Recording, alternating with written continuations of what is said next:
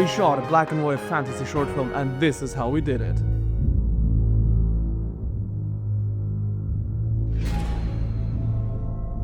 We wanted to create a sort of fantasy movie which also feels like a film noir. This is how we made it.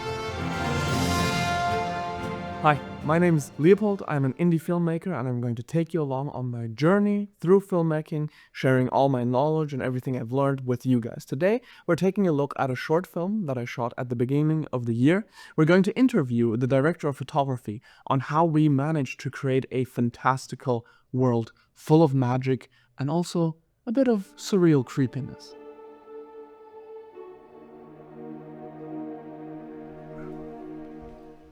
Alright, cool. The goal with Lantern was to create a fantasy world unlike any other. It's set in a sort of parallel industrial revolution. We've got neo-colonial sentinels keeping guard over a flock of children workers who have to slave on in a factory world setting. But there's one girl who looks through a crack in the roof to the stars up above her and dreams of a better world. This girl steals the Sentinel's lantern, which houses another trapped magical being. It's a being made up of light that swirls around and longs to be free, just like the girl itself. So as you can see, we had a lot of challenges creating this movie. We had to have a great first location to convey this factory world, but then we had to photograph it in a way that made it feel fantastical, magical, and we had to capture this magical being of light in a convincing manner. So, how did we do all of that? Well, I've got an interview here with our cinematographer, Leon Makel. Hope you enjoy. I'm here with Leon Makel. Hello. The cinematographer and also now colorist of Lantern. We wanted to create a sort of fantasy movie which also feels like a film noir. And also bring in this historical elements and to show this kind of weirdness and darkness and very dirty world. One thing we knew was going to be paramount in creating the surreal, creepy atmosphere of our movie Lantern was the lighting. The key in lighting was to get harsh shadows, a lot of contrast, and work with this to get this harshness in the picture. And sometimes I have to go a little bit crazy. The location was really helpful. We put in a lot of light and put it through the windows and give some haze into it, and it looks great. The problem with lighting for black and white is that it is totally different than lighting for color. If you shoot in black and white, it's totally different how light works and how to create contrast. Challenges was to create this kind of contrast. With low budget, we have to work with small things. For example, we were able to use very old, cheap lights with different colors and things like that. And okay, so we don't have the budget to have color metered lights, so it was a little bit difficult, but yeah, in general, it made a lot of fun. All of that sounds great, but Leon had a few more tricks up his sleeve. I know there's a few shots in the movie which we used a special sort of camera for, and also special lighting instruments. It's the scene where she takes out her lantern and sort of deep fries the Sentinel. Can you tell us about that a little bit? I want to boost this moment where he was blended from the lantern with this kind of weirdness and surreal things. I remember early on in the process, Leon came up to me and he told me he wanted to experiment with infrared lighting. So what he did was he built infrared lights and he took the infrared filter out of his camera so the camera could see this light coming in, but our human eyes could not. For this shot, I decided to shoot this in infrared and also light it with infrared lights because the skin tones and the way the light reflects from skin, so you got some milky, weird skin and black eyes. And so I modeled the camera and put out the infrared filtration and changed it to clear glass, so I have the full spectrum. And in the camera, if you turn on the lights, it was just blown up, and with your human eyes, you see nothing. So there we were on set with 2 of these lights blasting at our main actor. But none of us could actually see it. Only the camera could see it. And he had to play being scorched and burned by this horrid light. I think it was also very challenging for an actor to get this energy out of it, but he sees nothing, so he tries because yes, he is blinded, but he is not blinded by the real. So this was really interesting. Yeah, but it looks great, and it looks like he's really getting devoured by the. Yeah. Okay, so I want to talk to you about how we managed to create this magical being trapped within the lantern. Our process was to use as minimal VFX as possible and create most of it in camera. So for the part where the being is freed out of the lantern and flies around the girl, we had our buddy Luki, who is an FPV drone operator, build 2 lights onto his drone, and then he put a 360-degree lens on those lights so the drone would shine in every direction. And then he flew his little drone out of the lantern and around the actress. In the end, all we had to do in VFX was to add a glow on the drone so the drone itself was hidden, but the great thing was that we had real lighting reference on our actress. This would have been very, very challenging to create with VFX. One thing that was VFX though is the beautiful twinkling night sky behind her. For the parts of the movie where the light being is trapped within the lantern, we had a bit of a different process. We didn't use a drone here. Leon took an LED light strip and wrote a program so he could target every single pixel on this light strip independently. I programmed a light strip which is in the lantern and makes this moving, and changed sometimes from shot to shot also the orientation of this light strip. And then we placed this light strip in a sort of pattern manner within the lantern, and then through using the program we were effectively able to animate in real life the light being going round in circles within the lantern. So I sat next to our main actress while she was playing her interaction with the lantern. I was playing the light, and I was able to stop it in the perfect moment which reacted to her touching the lantern.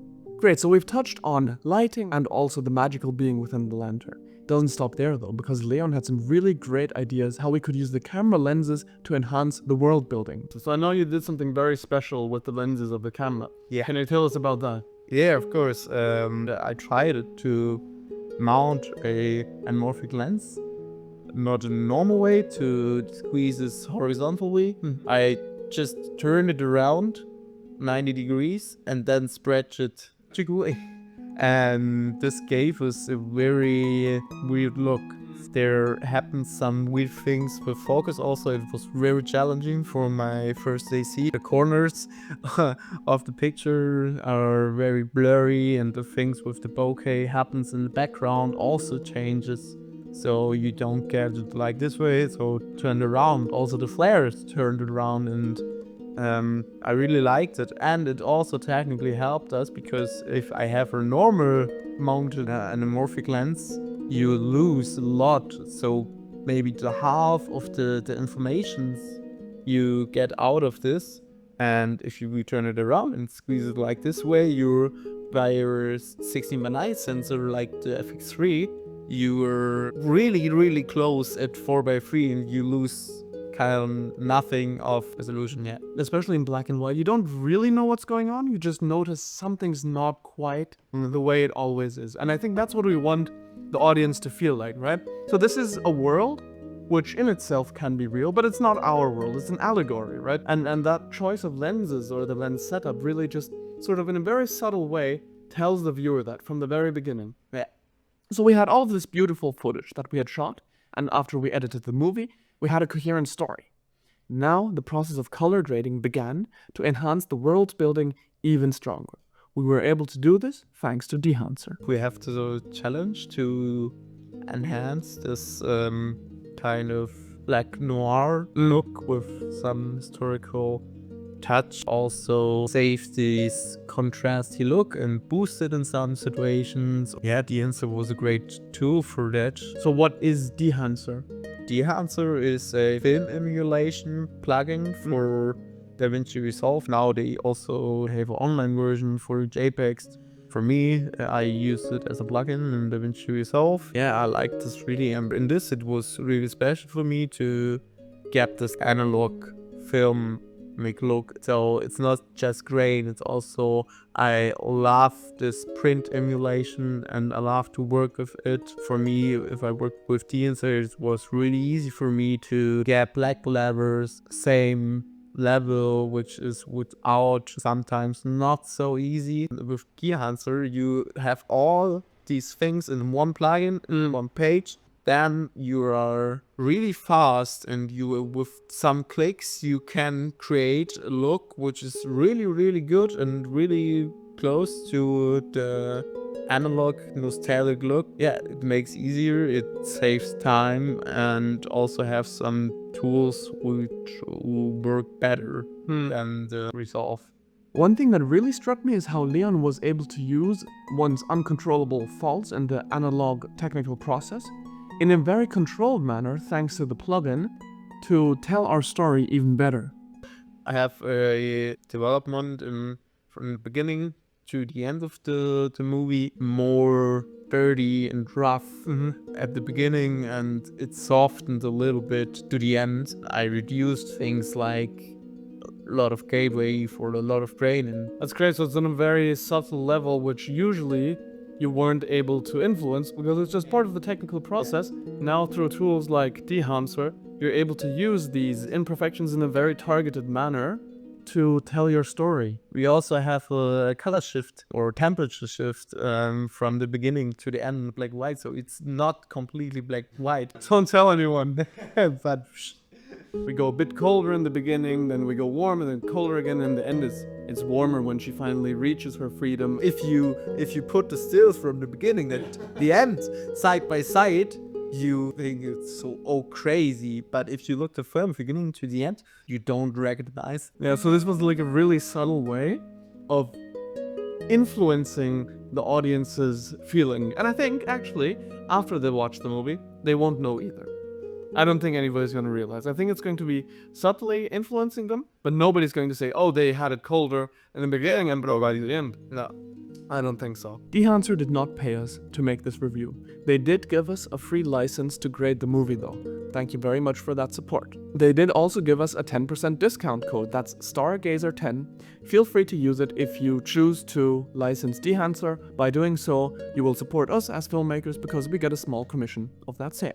Yeah, so now the movie is done, and then we're off to a festival run, hopefully. So that's the plan. We're going to submit this to festivals all across the world, really, and we'll see where it takes us. We're very optimistic, and we've had a lot of great feedback from viewers who have followed the movie's process from the very beginning, and viewers who saw it for the first time. And in general, I think it's overwhelmingly positive.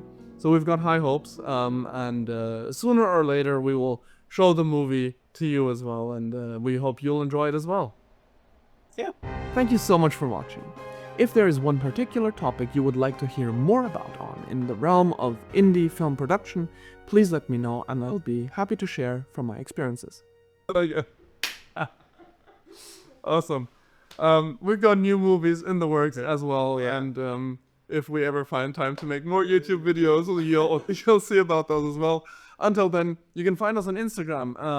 That is @WilletGrain, Leon Markel, Leon Markel, Leopold Schroeder, and Finn Oliver Walter.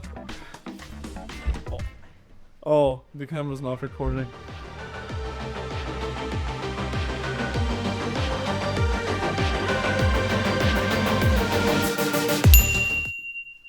Wanna know how we shot our fantasy short film? Even if you don't, I'm gonna tell you right now.